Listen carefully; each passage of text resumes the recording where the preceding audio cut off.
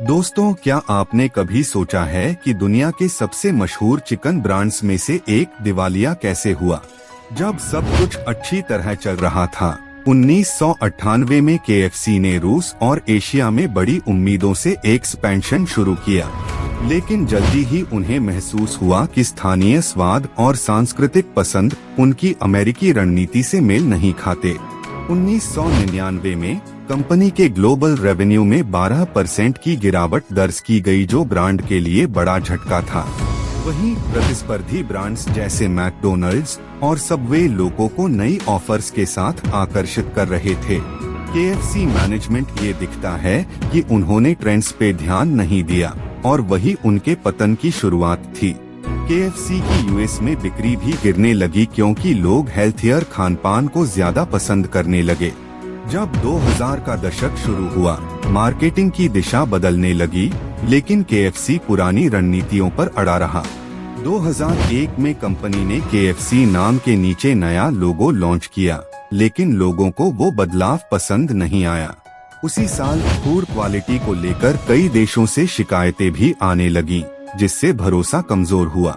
स्टैटिस्टा के अनुसार 2002 में अमेरिका में KFC की मार्केट शेयर गिरकर 23% से 17% रह गई। यहाँ से KFC ने कई नए मेन्यू लॉन्च किए, लेकिन स्वाद में वो पुराना मैजिक गायब था। कस्टमर रिव्यू कहते थे, पुराने KFC का फ्लेवर चेंज हो गया है, जिससे ब्रांड लॉयल्टीज टूटने लगी। KFC ने हेल्थी चेहरा दिखाने के लिए ग्रिल्ड चिकन लॉन्च किया, लेकिन वो एक्सपेरिमेंट असफल रहा। कहानी यहाँ खत्म नहीं होती, क्योंकि असली ट्विस्ट अब आने वाला है। 2009 में पता चला कि कंपनी के कई आउटलेट्स फ्रेंचाइज टैक्स और रॉयल्टी के बड़े कर्ज में थे। यही वो समय था जब KFC के कुछ देशों में आउटलेट्स ने दिवालिया होने की प्रक्रिया शुरू की।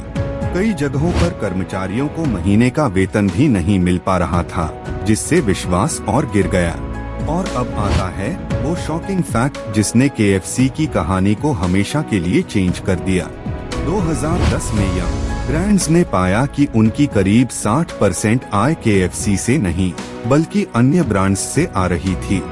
यानी KFC अब कंपनी के लिए भार बन चुका था, उनका गौरव नहीं। यंग ब्रांड्स ने KFC को रिस्ट्रक्चर करने का निर्णय लिया, जिसमें हजारों आउटलेट्स को बंद करना पड़ा। लेकिन इस केओस के बाद ब्रांड ने नया रास्ता अपनाया, डिजिटल मार्केटिंग और लोकल फ्लेवर पर फोकस। भारत में KFC ने मसालेदार रेसिपीज के साथ कमबैक किया और ये चाल रणनीतिक साबित हुई।